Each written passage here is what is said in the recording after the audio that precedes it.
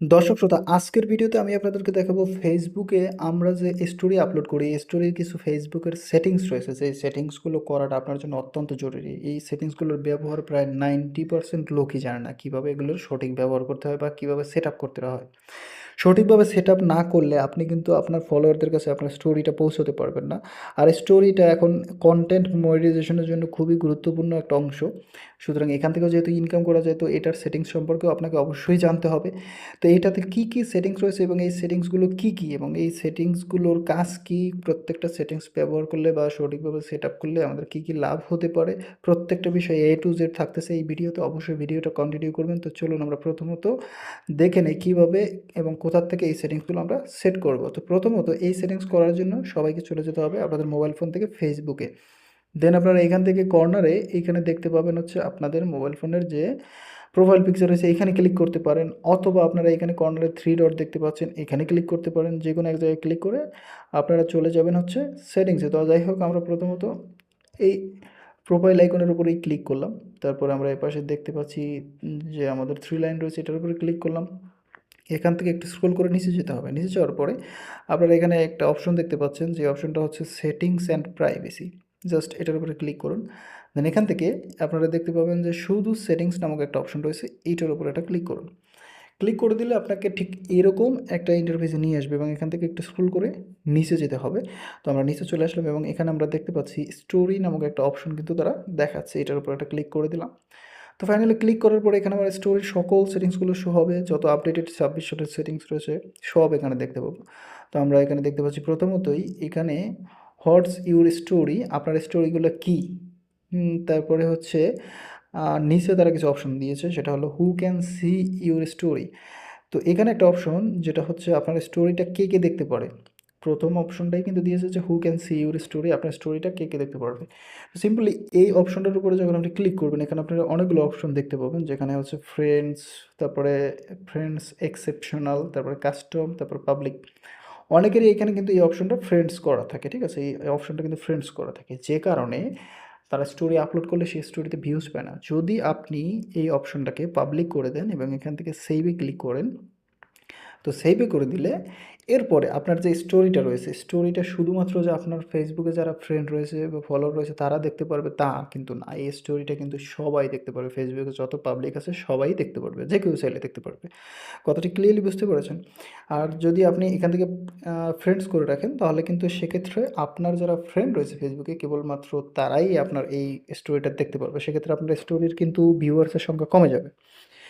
তো প্রথম অপশনটা আমাদের গেল। দ্বিতীয় অপশনে যখন আমরা যাব, তখন এখানে আমরা দেখতে পাচ্ছি allow others to share your public story to their own story.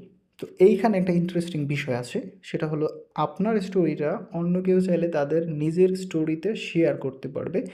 তবে তারা এখানে কিন্তু কিছু বিষয় দিয়েছে, সেটা হলো their story will include your full name and a link to your original story, they control who see ইট।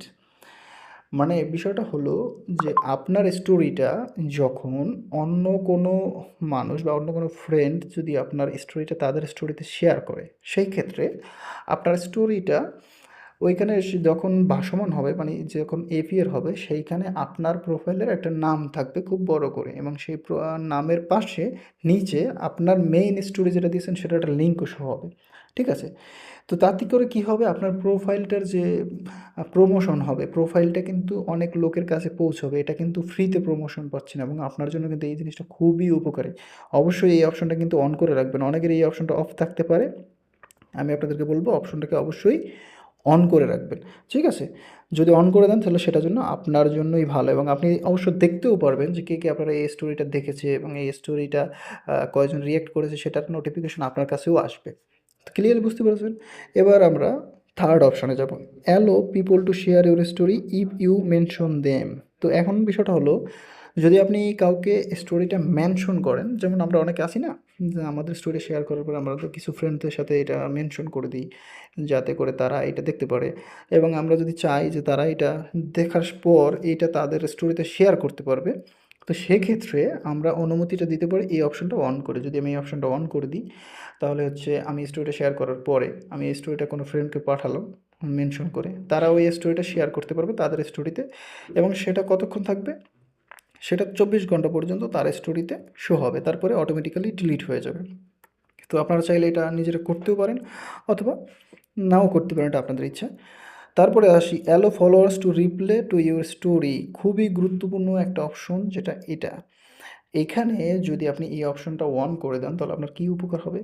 প্রথমত উপকার হবে এই যে আপনার স্টোরিতে দেখে কোনো দর্শক যদি সেটাতে রিপ্লাই করতে চায় বা কমেন্ট করতে চায় তাহলে সেটা যেন করতে পারে। খুব সহজে আপনি জানতে পারবেন যে কে আপনার স্টোরিতে রিপ্লাই করেছে বা কমেন্ট করেছে। তো আমরা স্টোরি দেই তো এইজন্য যে দর্শক দেখুক এবং সেটাতে কমেন্ট করুক বা রিপ্লাই করুক, তাই না?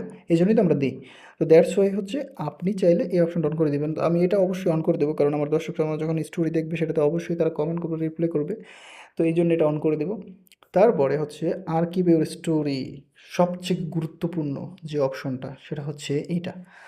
আপনি যদি এই অপশনটাকে অন করে দেন তাহলে আপনার শুরু থেকে আপনার প্রোফাইলের শুরু থেকে শেষ পর্যন্ত যতগুলো স্টোরি আপনি শেয়ার করবেন সব স্টোরিগুলো কিন্তু আপনার প্রোফাইলে সেভ হয়ে থাকবে। পরবর্তীতে দরকার হলে অনেক সময় আমরা দেখি যে আমাদের স্টোরি শেয়ার করার পরে এমনিতেই তো 24 ঘন্টা পরে সেটা ডিসঅ্যাপিয়ার হয়ে যায় না? তারপরে সেই স্টোরিটা আমরা যদি খুঁজে পেতে চাই, অনেকদিন পরে একটা স্টোরি আমরা দিয়েছিলাম আগে, সেই স্টোরিটা পুনরায় আমার দিতে ইচ্ছে করতেছে বা খুঁজে বের করতে মন চাচ্ছে। এখন স্টোরিটা আমি খুঁজে পাচ্ছি না। কোথায় গেলে সেটা পাবো? এবং সেটা অনেকেই কিন্তু জানেনই না যে কীভাবে তাদের স্টোরিগুলো সেভ করে রাখবে। সিম্পল একটা বিষয়। জাস্ট এই অপশনটা অন করে দিলে আপনাদের স্টোরিগুলো চিরতরে আপনার ফেসবুক প্রোফাইলে সেভ হয়ে থাকবে। আপনি যখন খুশি তখনই খুঁজে বের করতে পারবেন এবং যখন খুশি তখনই এটা ব্যবহার করতে পারবেন। আশা করি ক্লিয়ারলি জিনিসটা আপনারা বুঝতে পেরেছেন দর্শক শ্রোতা। এবার দর্শক শ্রোতা আমরা লাস্ট যে জিনিসটা দেখব সেটা হচ্ছে আমাদের যে মোবাইল ফোনটা যেখানে আমরা ফেসবুক ওপেন করি, এই ফেসবুক স্টোরিতে অনেকেই স্টোরি দেয় এবং সেই স্টোরিগুলোতে অনেকে বাজে স্টোরি দেয় যেগুলো আমাদের পছন্দ হয় না, তাই না? যে কোনো ধরনের, সেগুলো আমরা মিউট করে রাখি। অনেকের প্রোফাইলের স্টোরি আমরা মিউট করে রাখি। তো সেক্ষেত্রে কী হবে, আপনি চাইলে দেখতে পারবেন কাকে আপনি মিউট করে রেখেছেন। এখানে ভিউতে যদি আপনি ক্লিক করেন, যেমন আমি এখানে যদি ক্লিক করি, তো এখানে আমি কতগুলোকে মিউট করে রেখেছি আপনারা দেখতেই পাচ্ছেন। এদের স্টোরিতে এরা কিন্তু বাজে স্টোরি দেয়, যে কারণে আমি এগুলো কিন্তু মিউট করে রেখেছি, আপনারা দেখতে পাচ্ছেন। তো আশা করি স্টোরির যে টোটাল বিষয়টা সেটা কিন্তু আপনারা জানতে পেরেছেন। স্টোরিতে হচ্ছে যতগুলো সেটিংস রয়েছে আপডেটেড এসেছে সবগুলো সম্পর্কে আপনাদের ধারণা দেওয়ার চেষ্টা করলাম। এরপরেও যদি কোনো প্রশ্ন থেকে থাকে আপনাদের তাহলে অবশ্যই আমাকে কমেন্ট সেকশনে করবেন। আমি আপনাদের সকল প্রশ্নের উত্তর দেওয়ার চেষ্টা করব।